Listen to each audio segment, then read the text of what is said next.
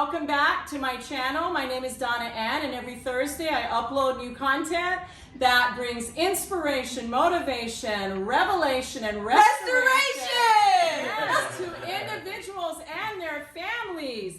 So I have my kids here, and I am so excited about that. I'm going to introduce you to them in a second. I want to just mention that in the very first video that I posted in my 4-part series using the acronym TUFF, I described TUFF as being an actual geological word, which is a rock-like substance that is formed when there's an eruption of a volcano. And what flows out of that volcano, the rock, the ash, the heat, the magma, when it hits the ground, it turns into something called TUFF.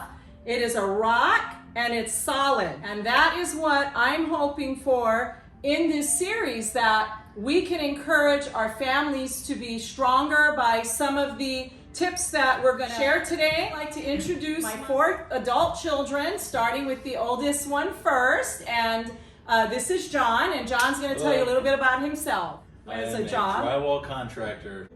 I have 3 kids. Yes. And a wonderful wife. Amen. Yes. Amen. That's right. And then Justin, our son Justin.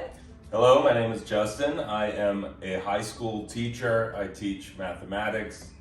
I am married, and I do not have any children, but I have a dog and a cat. My wife is awesome. Rachel. Well, my name is Rachel. I am a stay-at-home mother and a wife, an awesome husband, mother of 2 kids, and we have 4 cats. Thanks, Rach. And then Leah. Well, I am the baby, clearly, because I'm going last. My name is Leah. I am a medical assistant. I work at a hospital. I have a 19-year-old kitty. Her name is Gravy. And that's pretty much it about me. Yes. Well, thanks, you guys. All right. Well, let's get right into it. I'm going to ask them questions on what they think the TUFF stands for, and each one of my kids is going to take 1 letter, and then at the end they're going to give their input, if they would like, on the other letters. And then we have questions from 3 subscribers that would like to ask a question to the panel. I will ask at the very end. So we're going to start with T, and Rachel's going to take T. And so, Rachel, can you give us some ideas on how you approach a family member, whether immediate or extended, when you know you need to talk to them about something? It just depends. I pray about it first because I want wisdom. If something's bothering me, or if like somebody's like hurt my feelings or offended me or whatever, I pray about it and ask the Holy Spirit to help me figure out how to approach the person, because I don't want to cause them to be upset or offended by me coming to them, and I just want there to be an understanding, right? First I pray, and then after that he gives me like write a letter or text them or call them, then that's what I'll do. And I just kind of want to talk about it. Even if they don't like apologize or whatever, I'm still going to forgive them because God calls us to do. Great. So talking. Yeah. All right. So what approach do you like the best? I think it just depends on the person. Like, I think it depends what they like and how I want to come across, but I think texting would be like the last resort. In my opinion, it would be depending on the situation. If you really want to pour your feelings out but you don't want to talk to them in person, for me it's a letter. But then it would be talking on a phone or actually talking in person, depending on, like I said, depending on the offense or the situation. So very good. Thank you for that, Rachel. Now we're moving on to U, and Justin's taking the letter U, and that stands for understand. So Justin, what do you do to help you understand your family members? Try to have empathy, or try to put myself in other people's shoes when I'm trying to understand why they would act a certain way. I think in general that's really important to just for any person, whether it's your family or somebody that's not in your family. But I think if it is a person in your family, then you have a unique perspective about them and their lives, how they grew up and who they are and the experiences that they've had. And I try to filter the things that people do through their life experience to try and understand who they are and why they might act a certain way. And I think the key to understanding is just really approaching problems with humility, because I think when we don't aim to understand, we're not being humble in the fact that if somebody wrongs you, you immediately might say, "You've wronged me. I can't believe you would wrong me," and you flip out over why somebody would wrong you.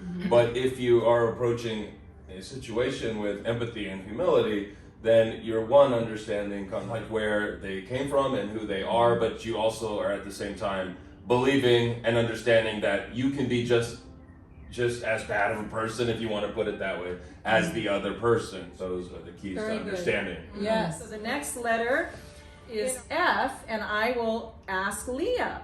So Leah, and that, by the way, stands for forgiveness. This is the hardest one for most people, is forgiveness. Is there something that you do or practice to forgive your family members to help you forgive?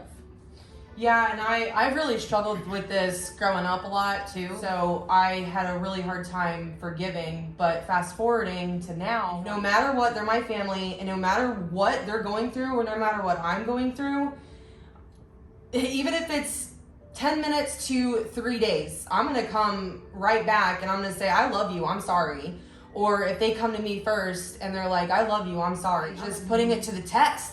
And it's a challenge. It's not easy, but it all comes back to Jesus for me, how to forgive others. John, he gets the best part. He gets the most fun part. And F stands for fun. So John, can you tell us something that your immediate family does to have fun together? I feel like if you're gonna have actual fun, you have to connect with someone else, not just with technology, which I think is one of the curses. It's also good for us, but it also is a curse for our generation and the world we live in today. So me and Nicole and my kids, we try to go out of our way to plan certain things. You know, we plan events, and I kind of just try to see what they like to do. And like, for instance, my son's into Pokemon right now. So, you know, I kind of try to play Pokemon with him and do stuff like that he likes, because, you know, that's a way we can strengthen our bond. And it's still hard, you know, because you still get distracted, but I feel so much more satisfied when we do stuff like that, because it just feels like, you know, you're actually spending time with them and enjoying each other's company. We do gardening, you know, as a family. You know, they like that, I like that. Something we all can share. We used to go on hikes a lot, plan trips. That's how we keep it interesting. Yeah, awesome answers. Thanks, you guys. What happens, though, if there is a hurt and unforgiveness? You don't really want to confront that family member. We live in cancel culture these days. Everyone's getting canceled. You know, it's real easy to just cancel someone because you don't like them. Yeah. But, you know, if you're going to try to have a good relationship with anyone or in your whole family, you know, they're family. Family's always with you. That's the one bridge you better mend. Yeah, definitely. Very good. Like, I'm always wanting to bring an understanding. Like, if I offended somebody, I want them to come to me, and I want to be open. And I just want to bring that understanding and grace. Bigger person open the door. Definitely. Yep. You know, There you go. You can fix the relationship a lot faster. Right. Yeah. Wow.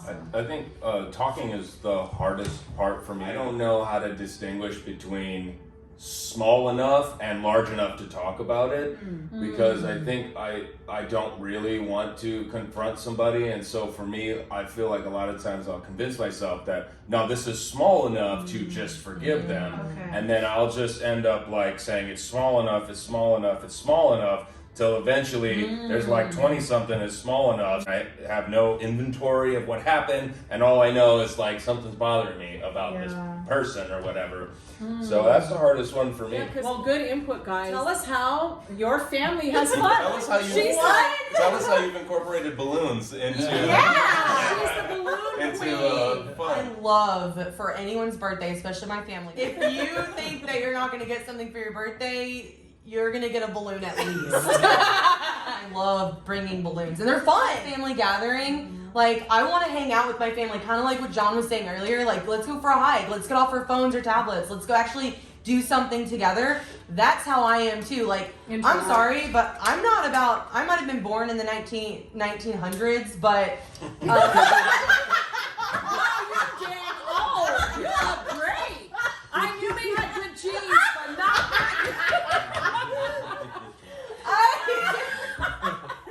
the 90s. I was born in 1990s. But when it comes to family and hanging out, really anybody hanging out, if we're all together, I don't want to be on the phone. I don't want to watch TV. Like, I actually want to sit down and play Monopoly or a card game or go play outside together or something or go grilling together or, be social. But that's what I like for fun with my By the family. way, subscribe and hit that like button. Thank you. Yes. Okay. So the first question comes from Sean. So how do you approach someone you love or get a family member to talk about or open up after a tragic situation has happened to I them? think you got to give them time. You don't want to push it on them because that's just going to make the matter worse. I feel And push them away, yeah. So they just probably need time and space, and open the door. And if they shut it down real fast, then just be like, all right, maybe not now. Yeah. Okay, It's and a then delicate situation. it is. Yeah. It is. I So think what John were you- said it perfectly, and let them know that you're there. Just say, Yes. okay, just know I'm here for you whenever you're ready. I was actually reading something. When people go through a tragic situation and then people text saying, well, if you need anything, I'm here, let me know. Like, they have to ask you when you just literally ask the person, let me know if you need anything. Well, that's kind of putting them in a rock and a hard spot. Like, yeah, I kind of do, but I don't want to approach Right. it. So I think it's good if you take the initiative.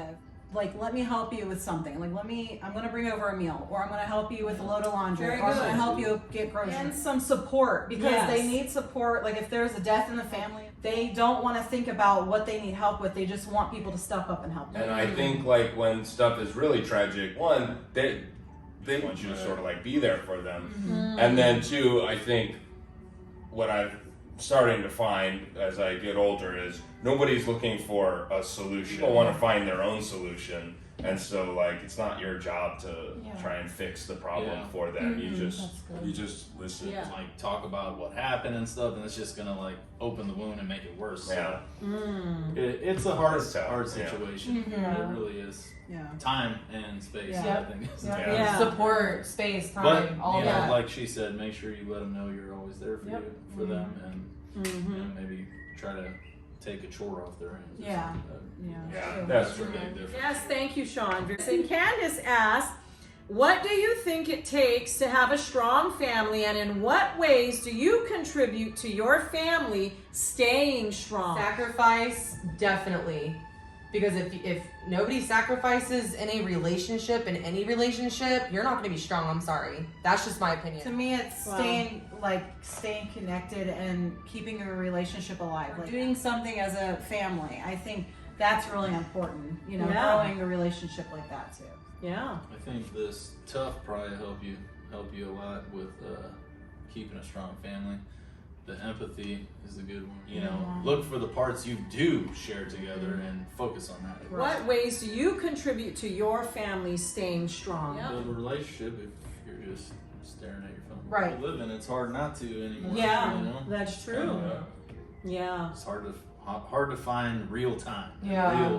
Real talk. Tiffany asked, and thank you, Candace. Tiffany asked, do you have any tips or tricks on how to understand a family member when you feel like you don't want to be understanding and you are angry? You're just so mad at that. Probably want to relax a little bit, so you because nothing's gonna get solved if you're both just screaming at each other the whole time anyway. So Yeah, that's true. taking a break. time heals wounds. That is Yeah. true. Yeah. That's exactly Well, that's true. what It's easier said than done, though. I think it's just like respecting the person.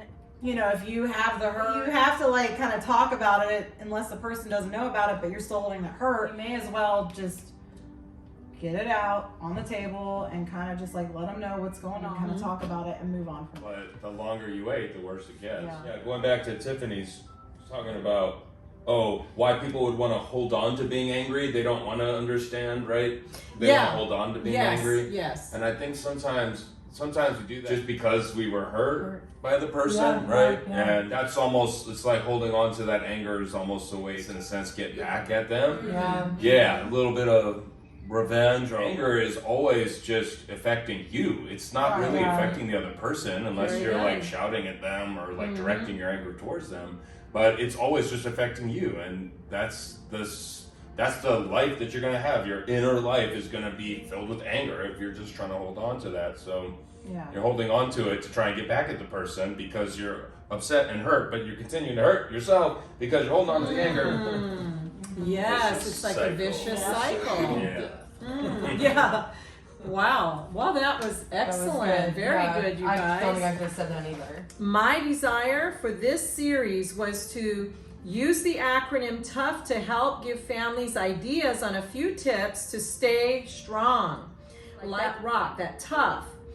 So, like the volcano erupting, we all have challenges in our family. I would love it if you would leave a comment about what kinds of things you might do to talk to one another, to understand each other and your family, to forgive and having fun. We would love that. Wouldn't we love to Yeah. hear Yeah. what you, Yes, yeah, we would. your Yeah. input. That would be fantastic. I want to thank my kids for sharing their perspectives and their wisdom. And man, what a wealth of wisdom. Well, remember to be courageous, speak the truth in love, and I will see you back here next Thursday. Take care. Bye. Bye.